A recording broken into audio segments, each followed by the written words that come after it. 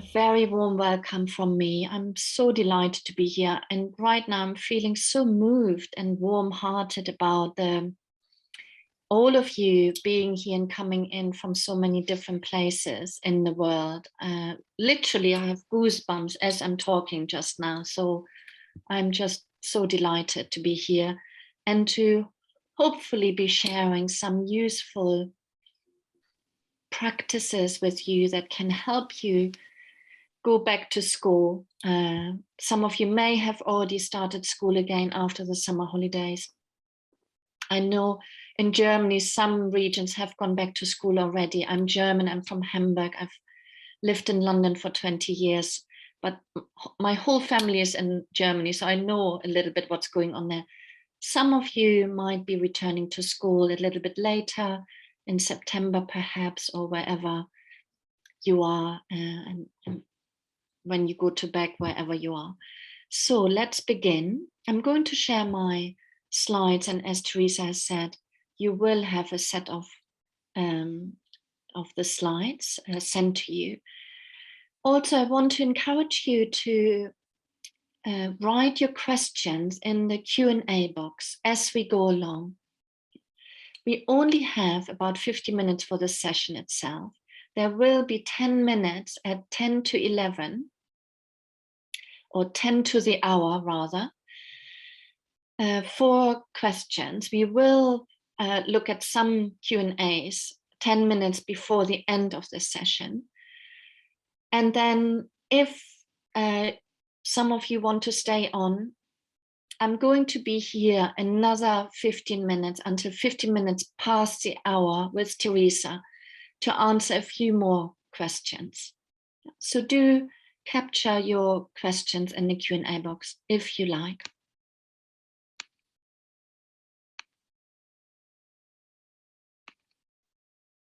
So I'm just going to slideshow, and Teresa can tell me whether you can see the full mode. Yes, we can. We can see the full mode. I'm glad.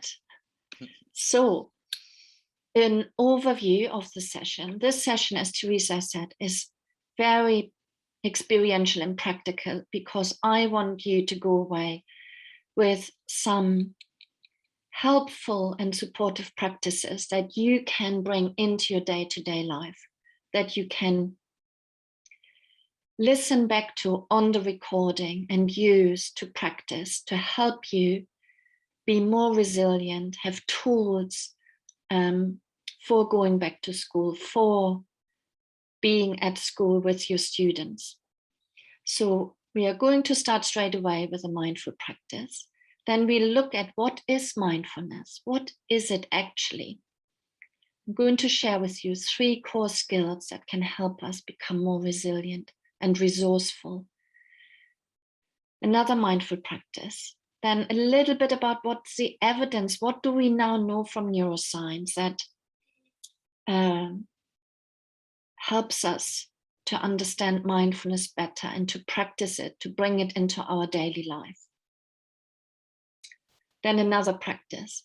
And then I want to look at how stress happens inside of us. Stress is part of life. Yeah, it happens. But how we respond to stress and how we are with stress and how we deal with it really happens inside the mind, inside of the mind and body. Another practice. And then I will share some benefits of mindfulness. And then we go into Q&A. So after each session, I will invite you to use the chat box to just share, if you like, if you feel like it, what you notice after a practice, what's happening, how you feel, how does your body feel, what you notice, just a word or two, so that we can practice together and stay connected in the session and for the session to be as interactive as possible. So the first practice here is about arriving and grounding ourselves, a crucial practice that we can do at any time when we feel unsettled or anxious. So let's begin. So finding a comfortable spot wherever you are right now. And you can do this practice sitting, lying down, standing. And this applies for each practice we do. There's no right or wrong about your posture. I'm going to guide this practice sitting, but you can adapt it to whatever posture you're taking up right now. Arriving and grounding. So beginning by taking the attention, your attention to the feet, to the soles of the feet. Sensing the contact of the feet with the ground.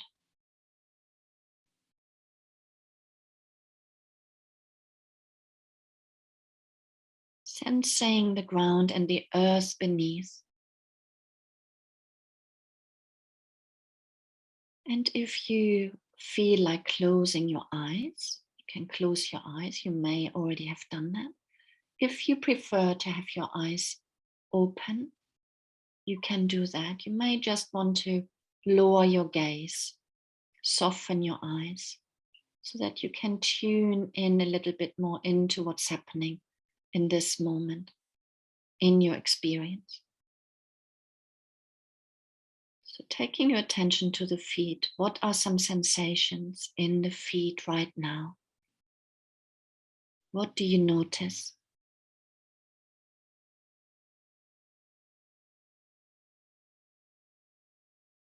Perhaps a tingly feeling, a warmth. Maybe there isn't so much you can feel, and that's okay. That's the experience.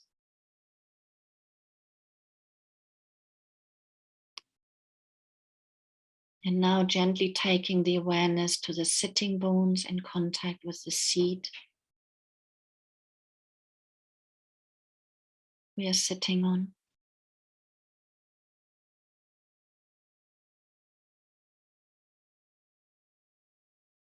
Perhaps noticing the pressure of the weight of your body against the surface of the chair.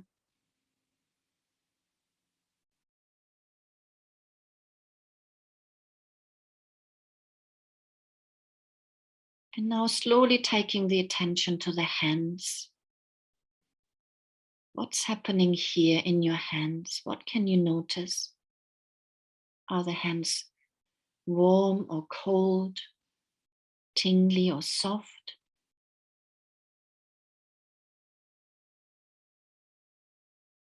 What do they feel like?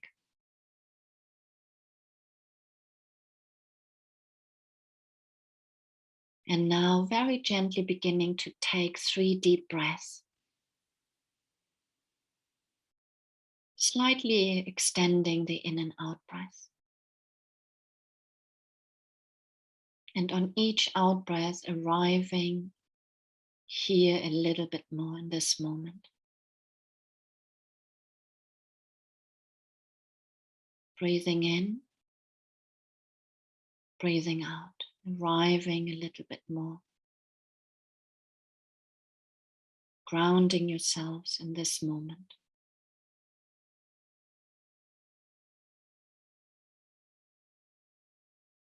Three deep breaths.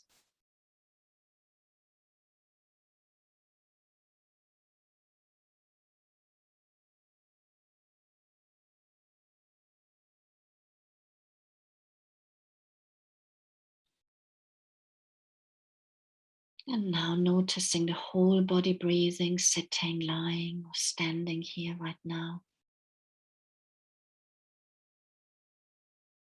Noticing how the body is feeling.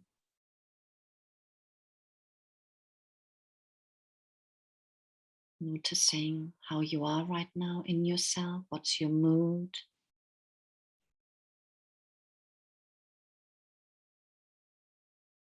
And then very gently bringing this practice to a close. Stretching your body a little bit, toes, hands. If you had your eyes closed, you might want to open them. And then if you like, you can just pop a word or two into the chat box if you feel like it. You don't have to, as a way of sharing what you've noticed in this practice and perhaps how you feel different now to just a few minutes ago when we started the practice?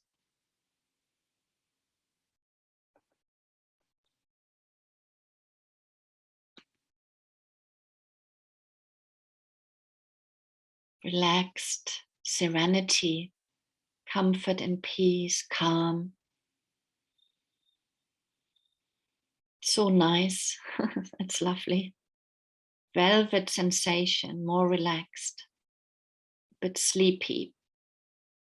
Yeah, that's understandable. When we slow down, when we pause, often, yeah, we can experience how we are actually feeling, and often we feel tired.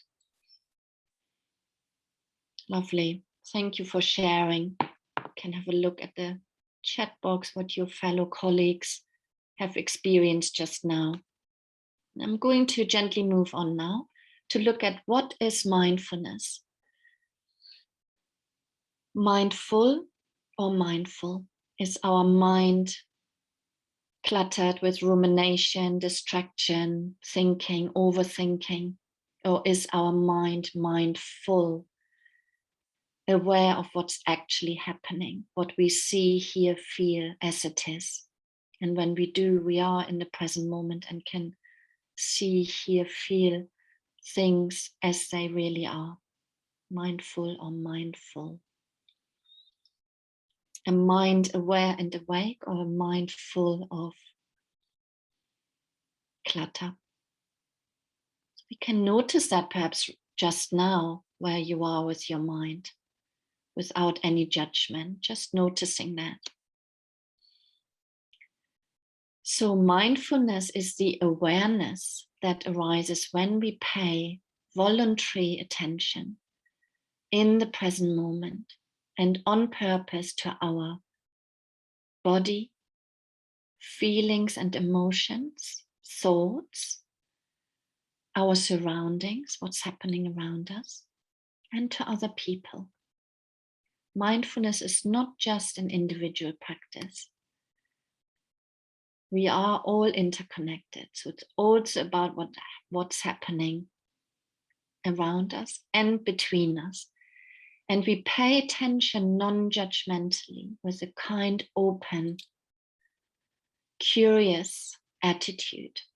So in the present moment means grounding our attention, sustaining our attention in the here and now, rather than getting lost in the past, ruminating about something that already happened, or worrying about the future, about something that has not happened yet and may never happen.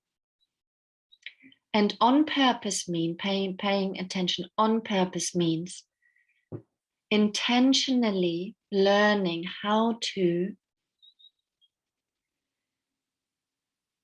pay attention on a particular spot, like what's happening in the body, or our feelings, how are we feeling right now, or paying attention to someone we are talking to, or to what's going on around us. On purpose, intentionally steadying our attention. Non-judgmentally, I've just said, means with kindly awareness, with a kind attitude. It doesn't mean not being judgmental ever again, but noticing when we are judgmental about ourselves, and then bringing kindness, openness to it. So mindfulness is the awareness that arises when we pay attention in the present moment on purpose and non-judgmentally to our body, feelings, thoughts, other people, what's happening around us. And when we practice mindfulness, we learn 3 core skills, and this is what I'm hoping will really help you better deal with stress and anxiety and burnout, and to more often have more choice about how you respond to what's happening. So 3 core skills: allowing what is the case to be the case. Stress always happens. How do we respond to it? How can we see and allow what's actually happening with an attitude of kindness and acceptance. Now, acceptance doesn't mean to give up or to give in, but to see things how they really are. And we'll come back to this. Inquiry means being curious about what's happening moment by moment. How do I feel moment by moment? What's happening around me moment by moment? What is my current situation? Meta-awareness is the third core skill we can learn. The ability to step back, to take a distance, to take a broader perspective on things, and to really notice what's going on in our thoughts. What are our impulses? What's happening? Taking the helicopter view. 3 core skills. So a little bit about the evidence of mindfulness.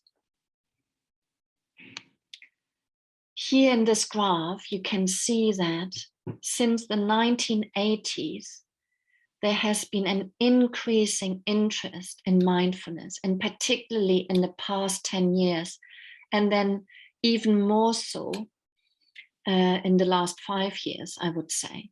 There has been an enormous increase in scientific interest. And this was for 2 reasons. Neuroscientists and researchers discovered that mindfulness practice had a big impact on the prevention of depression and proved to be as effective as antidepressants without the side effects on the prevention of depression and anxiety without the side effects of medication. That was a huge discovery. And neuroscientists also discovered, with the more widely available low-cost brain scanning, that the brain could change, that the brain was plastic. Up until about 10 years ago, we believed that the brain was basically set in stone, that it couldn't change, that who we were was who we were, but this is not true. The brain can change. So that was another huge discovery. And neuroscientists discovered in people who were practicing mindfulness on a regular basis that the gray matter in their prefrontal cortex, that's the area here just above the eyes, had increased. And this area just above our eyes is responsible for controlling our emotions, our behavior. And this, of course, makes a huge difference in how we can deal with stress, how we can emotionally self-regulate, how we can focus and concentrate, how we make decisions. So these were huge discoveries in the benefits of mindfulness practice. So that's just a little bit about the science behind mindfulness practice, for those of you who like that sort of context. So let's do another practice. What calms the mind? What calms the mind? When the mind calms down, we can take and gain a broader perspective. So once more, I want to invite you to settle into your posture.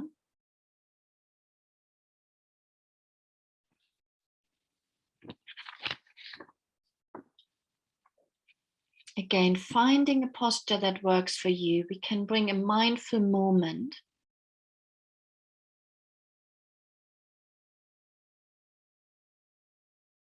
to the posture that is most helpful for you right now, to once more settle into this present moment.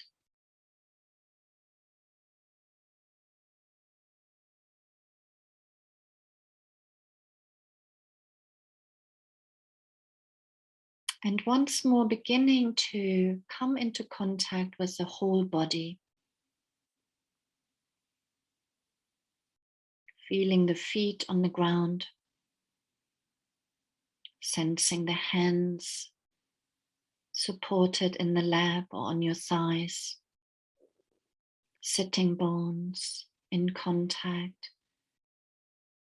with the seat you're sitting on. Allowing the upper body to be upright, dignified. Allowing the spine to lengthen naturally and without forcing anything. The shoulders can drop down into your hands. And again, you can gently close your eyes if that feels supportive and helpful. Or you can keep your eyes open. You can just soften your gaze in front of you. What does it feel like to be in this posture with your feet grounded in the earth?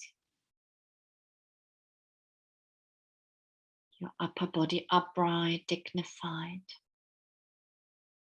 with the chest slightly open and the heart lifting, your head poised on your shoulders, soft face. What does it feel like to be in this posture? What do you notice? What happens to the mind when you tune into the body in this way? Feet on the ground, sitting bones.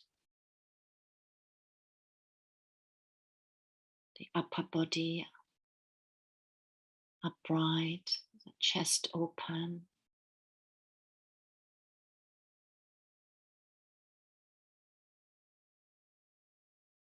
So, staying here for a moment.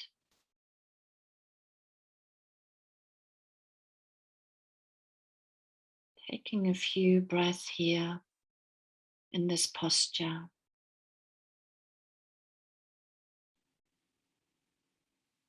Noticing the effect this has on your mind. You might have a sense of calm. Perhaps there's a sense of spaciousness now, even if only slightly. Just notice what's happening. And if not very much is happening right now, that's okay. That's the experience. Bringing a curious, kind, open attitude to this practice. Just for a moment longer, noticing what it feels like to be in this posture, gently breathing, keeping the connection with the breath in the body, grounded and yet upright, alert, awake.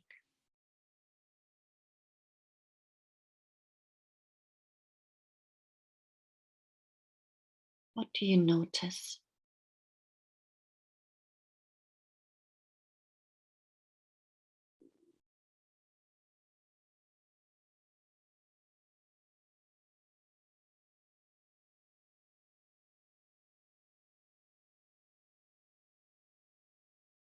And then gently bringing this practice to close.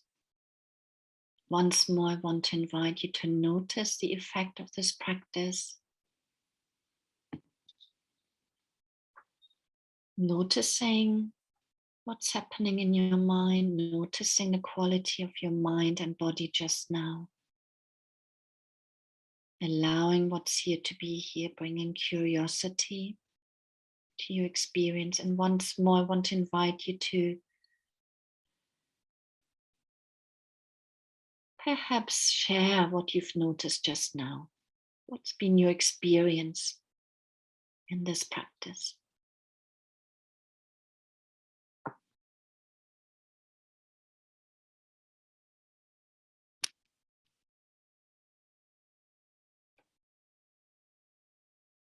Physically relaxed, but mentally concentrated. Lovely. Calmness. Control over state of being. Great. I feel calm for some reason, someone is saying. Quiet. I'm more aware of my emotions and thoughts. Great.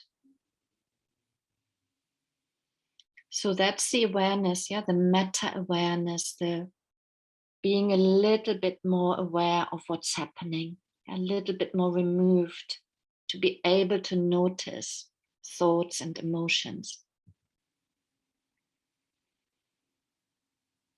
I feel as though I'm in the middle of a beautiful meadow. Oh, that's fabulous. Peace, calmness, wonderful. Thank you for sharing once more.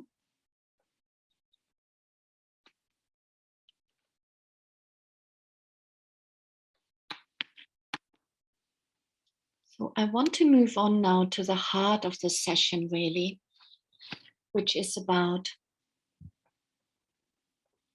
how stress happens inside the mind, inside the body. So the mind doesn't happen in the brain. Yeah, the mind happens in the relationship between the brain and the body and our environment. Yeah, mindfulness is not just happening in the brain, it happens in the relationship between the brain, body, and our environment. So I want to invite you to perhaps bring to mind something that feels stressful for you right now, and that might be the going back to school. Either you have already gone back to school and that feels stressful, or going back to school is coming up for you shortly or in a little while, in a few weeks, and that feels stressful. So just take a moment to bring to mind only as much as feels comfortable right now, a moment or situation that feels stressful or difficult or challenging.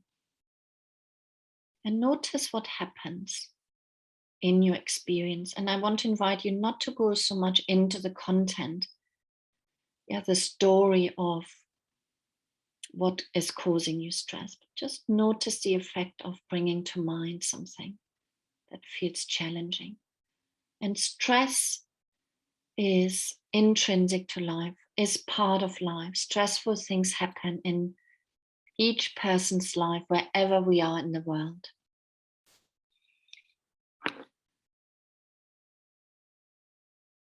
So I'm going to take an example of what might happen when we go back to school, whether it's back to school or back to work. And I can relate to that as well. When I go back to work or I have to run a session like this, I sometimes feel a little bit anxious about it. So let's say the situation is going back to school and I feel anxious about it. Yeah, that's my primary experience. So I've got a yoga block here that symbolizes the primary experience. Yeah, and I'm holding it here, if you like, on my lap or in my hands. Yeah, that's the situation as it is. Going back to school and I feel anxious and stressful about it. Yeah. Primary experience, the situation as it is. Now, what happens is in the mind, I have thoughts about it and reactions that might go like this.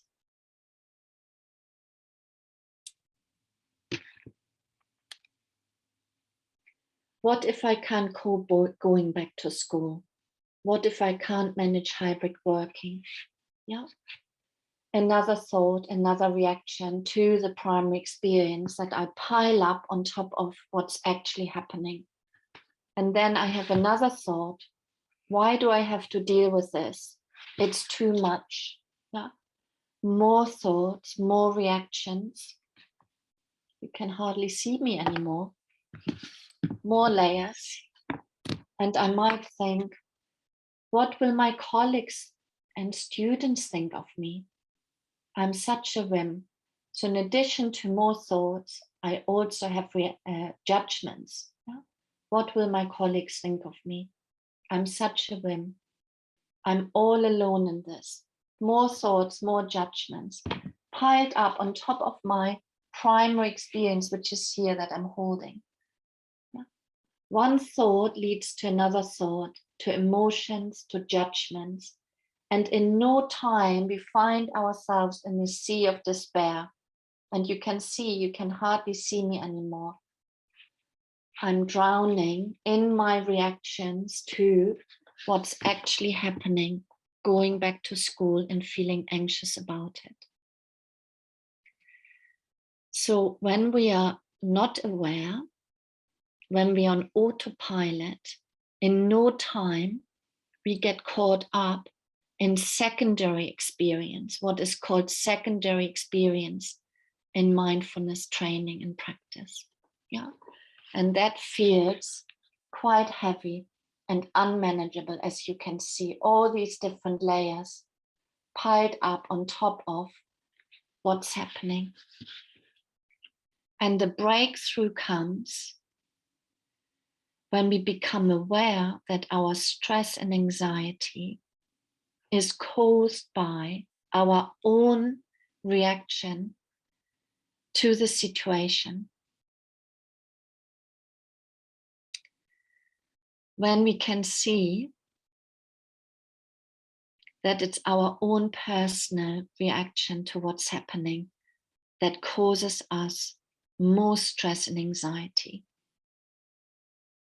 And when we can see that the fear and the judgments and the emotion are mostly mind-made, yeah, when we buy into a story, a narrative about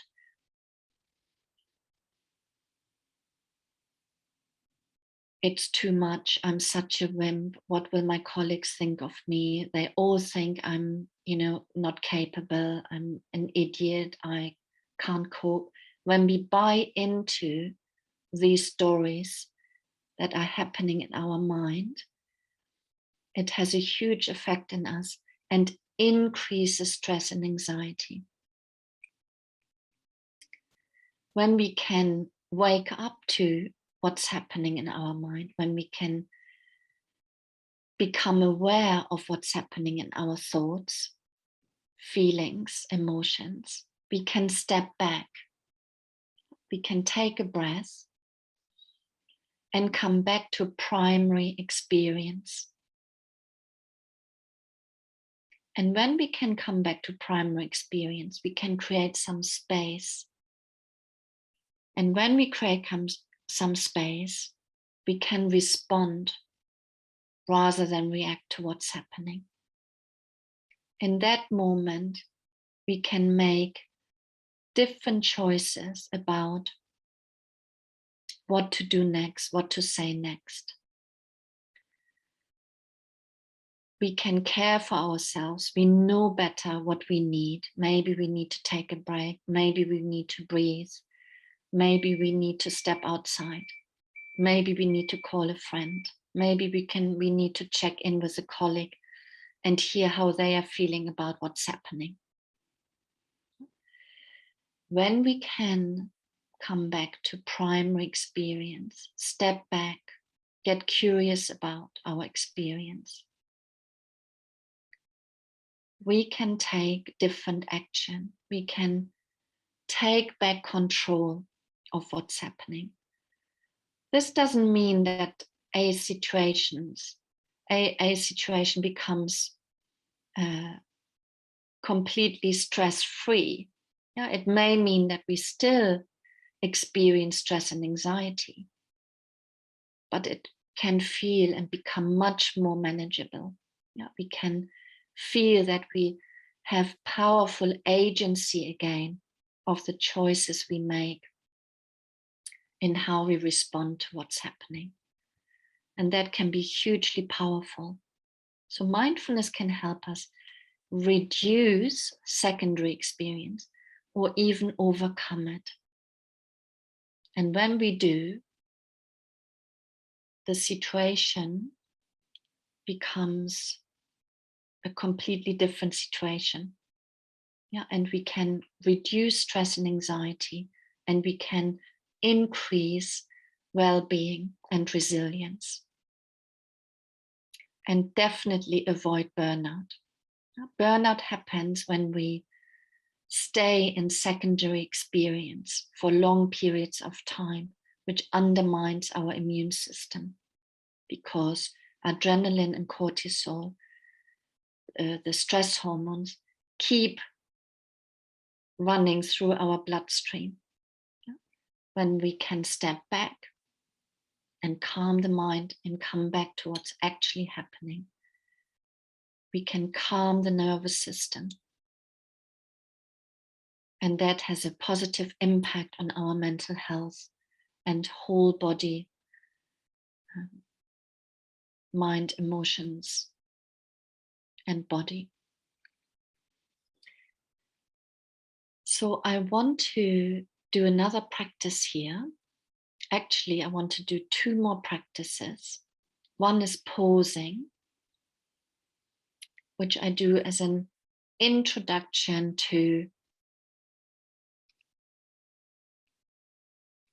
the 3 stages breathing space practice, which is about creating space to respond versus react. This is a powerful practice to come back to, I just go back to the slide, to primary experience, to step out of secondary experience and back into primary experience. So pausing is a powerful practice that can be very short, that can help us to step out of secondary experience, because that's the most important and difficult bit to do when we are caught up in the spiral of stress and the story of not being able to cope or not managing, it's all too much, what's wrong with me, spiral.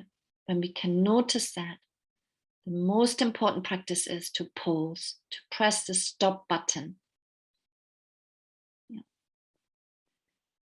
to press the reset button, if you like. So pausing. So let's pause, let's stop whatever we've been doing just now.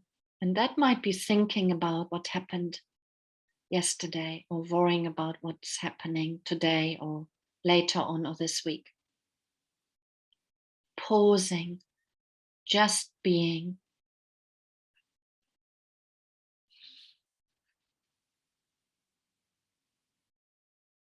Pausing means to stop doing, and doing could be being in the doing mode of mind, overthinking, and shifting to just be.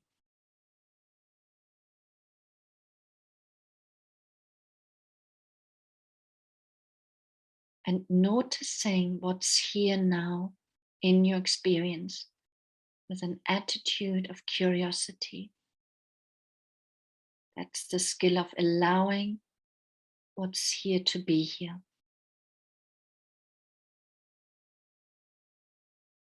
With an attitude of kindness, openness, friendliness. Allowing what is the case to be the case. Noticing what's happening right now in the body, in the emotions. How are you right now emotionally? And there might be a sense of anxiety and stress. And can you be with that?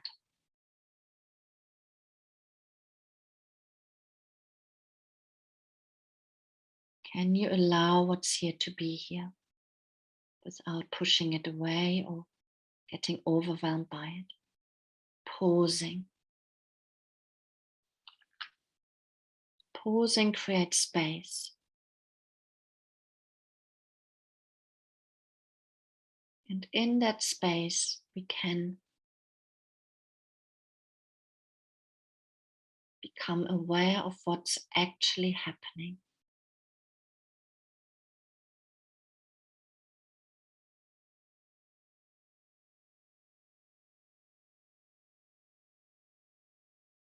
So, and from here,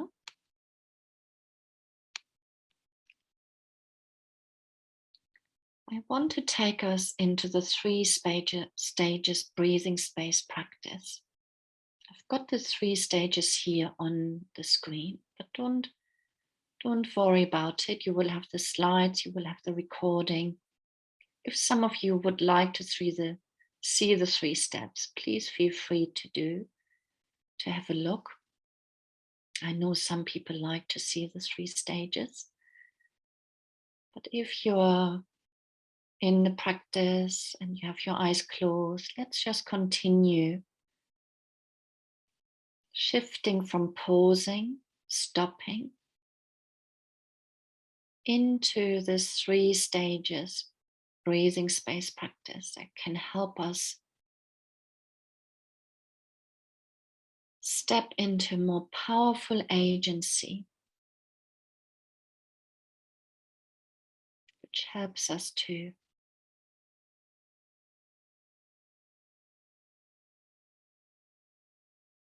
respond rather than react. So the first stage is about noticing what's here now. Turning towards and being with thoughts, feelings, your mood, physical sensations as they are.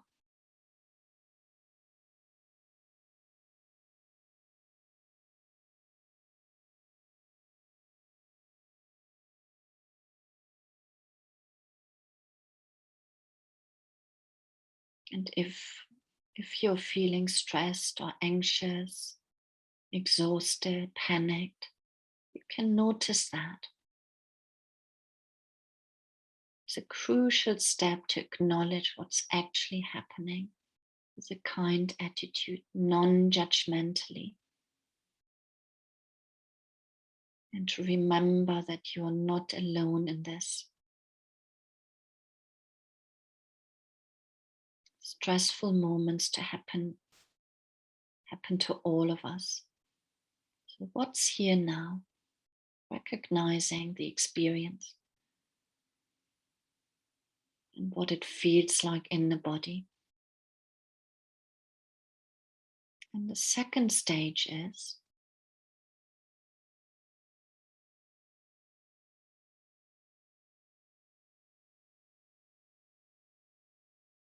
to take your awareness once more to the breath, focusing on the breath, noticing the subtle movements of the breath in the body, noticing the air flowing in and out.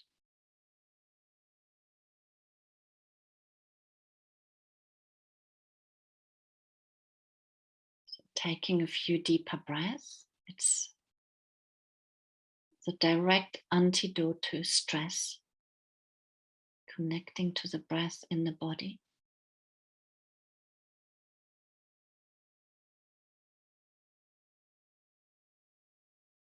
Staying with the breath. If the mind wanders off, you can notice that and bring your attention back to the breath.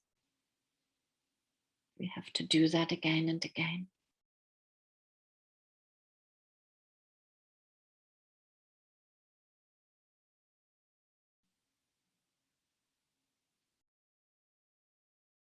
And then step 3,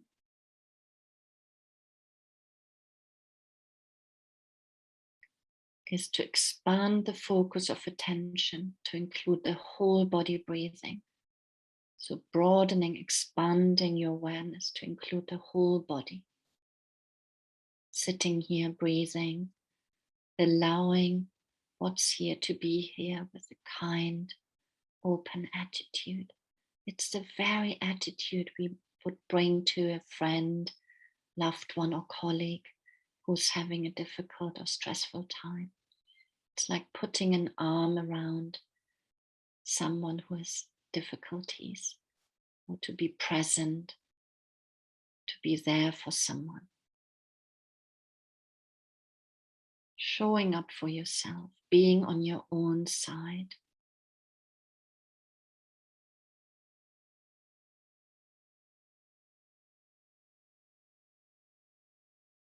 And in this space,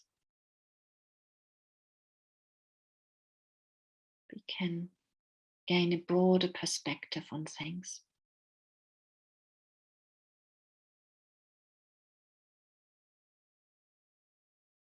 Noticing sounds around you, other people.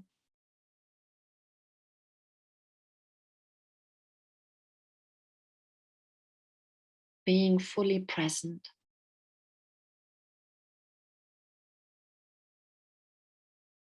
And then gently bringing this practice to a close. Once more, notice also what helps you make the shift, the transition from practicing to turning your attention back to the session, maybe moving your body, taking a deeper breath.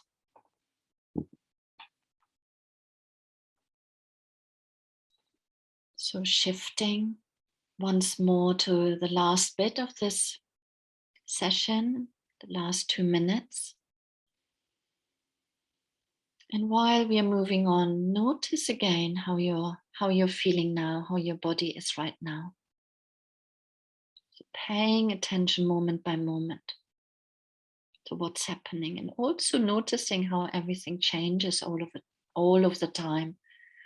Now, our experience is not static or solid. So I want to share a few benefits of mindfulness practice with you that I hope you have experienced already here in this session. That's why I have left these for the end of the session. So when we practice mindfulness, awareness, waking up, we can increase our self-awareness. We can get to know the body, our emotions, impulses. We can get to know the mind, our reactions, our thoughts. Yeah, that can be so disempowering, particularly when things are stressful. We can notice when we buy into, I'm such a wimp, I'm not good enough, I can't manage. These are just thoughts, and we are not our thoughts. Yeah, we can notice thoughts, see them for what they are, and let them go. We can take care of ourselves when things get stressful, overwhelming. Yeah. Mindfulness practice can help us know better what we need to do. Do we need to pause? Do we need to stop doing what we are doing and take 3 deep breaths? Do we need to spend some time in nature, walk around the block? Mindfulness can help us step back, reflect, respond rather than react. And this last practice is particularly powerful. Yeah, the 3 stages breathing space, noticing what's here, breathing, broadening our perspective. When we are caught up in secondary experience, we can't take a broader perspective and respond. We can increase our ability to emotionally self-regulate. Yeah, I think you've already had a taste of this just now. What can happen when we can calm the mind and ground ourselves? We can improve our communication, yeah, empathy for ourselves and other people. And so we can improve the relationship we have with ourselves. We can become kinder to ourselves and others, yeah, because we are less reactive, less impulsive. We can increase our cognitive capacities, such as focus and decision making. Yeah, when we create more space, we can make more informed decisions. about what next. And we can cultivate care, kindness, and compassion towards ourselves and others. This is a big benefit of mindfulness practice. And one last word about mindfulness practice. It's a skill like any other skill. We have to practice it. And I hope I've given you some helpful tips and tools and practices here for you to go away to practice a little bit every day. Perhaps 10 minutes. And then throughout the day, you can stop and pause and take 3 breaths and become aware and be curious about what's happening. So I'm going to pause here. I'm going to stop the slides and see whether there are any questions.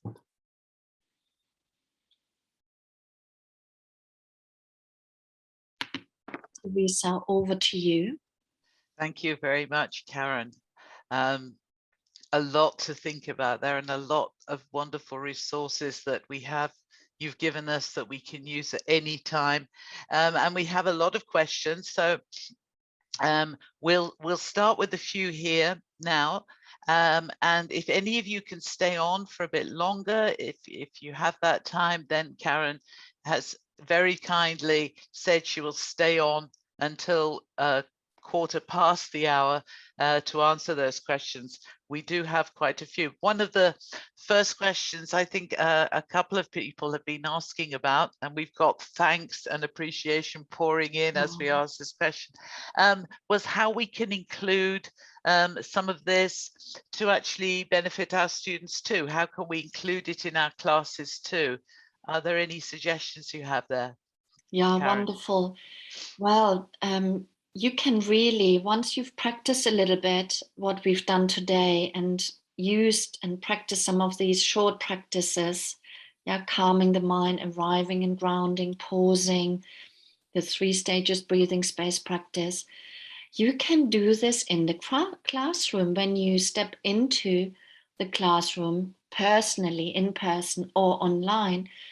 You can invite your students to take a moment, to take 3 deep breaths, or even just 1 breath. You can say, wow, let's begin by taking 1 deep breath. Or let's begin by, if you feel up for it, by just feeling our feet on the ground and the sitting bones on the chair. And let's take 3 deep breaths. And even that will have a difference, you're saying? Will have a huge effect on how we start the class, how we arrive. You will have experienced the difference here in this session, even if only slightly. When we can come out of our head and more into our direct experience, into the here and now, everything changes. The perspective is different. So we can do it a couple of times, yes, during the lesson as well, not just at the beginning. At the beginning, you can pause whenever you like. Just let's pause here, let's take a breath. Or you can invite everybody, let's just pause here and let's have a look around. Who is here? What we can see around us. Let's have a listen to the sounds around us. That's a lovely practice as well. Coming back to our senses, what we see, hear, feel. You can invite students to just have a look around what they see. Take a moment to listen to sounds, and then taking a moment to feeling the feet on the ground and maybe the hands or whatever they are feeling or what they are touching, maybe the pen or pencil. That's one other beautiful practice for the classroom. And if you teach in person and you take your students out into nature, that's another wonderful thing to do, to just invite students to look at the sky, to feel the air on the skin. There are wonderful adaptations you can do with coming back to the present moment. Thank you very much. A number of people have also asked, Karen, how to deal with aggressive colleagues or annoying, irritating colleagues. Sometimes people rub one another up the wrong way. So how to, what can we do there if we there's some kind of conflict, or irritation there coming from people around us, do we just sit and breathe, as you suggested? What do we do in that situation? Yeah, I mean, that's a powerful question, and we could spend a whole session just on how we manage conflict and how we come into a kinder, more helpful relationship with our colleagues or loved ones. So the first step really is that, if you like, is the primary experience. Yeah, a difficult situation with a colleague. And the first step is to notice that, yeah, to slow everything down, so that we don't get caught up in the argument or in the reactive situation with the colleague and snapping back or shouting back, or and in no time we find ourselves in an argument and entangled with each other. So the first thing is, oh, something is going on here. My colleague sounds aggressive, and that has an effect on me, and I'm feeling anxious about it and maybe aggressive myself. So that's the first step, noticing it, slowing everything down, taking a deep breath, and then maybe asking. That's the inquiry, curiosity, and that's not an easy step to do. But asking, oh, what's happening, what's going on? Asking aloud, asking the colleague, oh, I'm noticing something is going on for you. So that's the non-judgmental, neutral question. What's going on for you? Yeah? Not saying, oh, I notice you're aggressive, because that can be perceived as a judgmental statement. And the person might say, oh, I'm not aggressive. Oh, yeah, and off we are. Oh, what's happening? Curiosity. Yeah, so that's the space in which we can ask a neutral question. And then we can perhaps explore a little bit more, and the person can say, oh, yeah, oh, this or that is going on. I'm really stressed. I'm really tired. I feel I can't cope.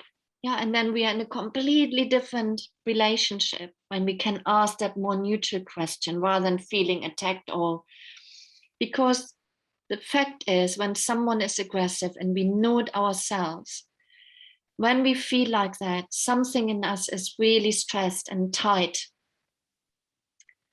and in pain, and feels that that part in us can't cope.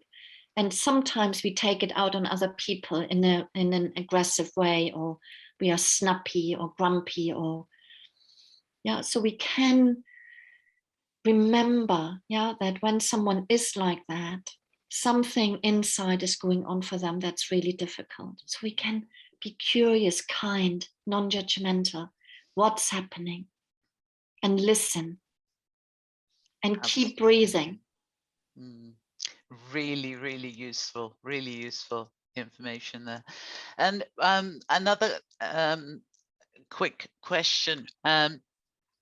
We're asked,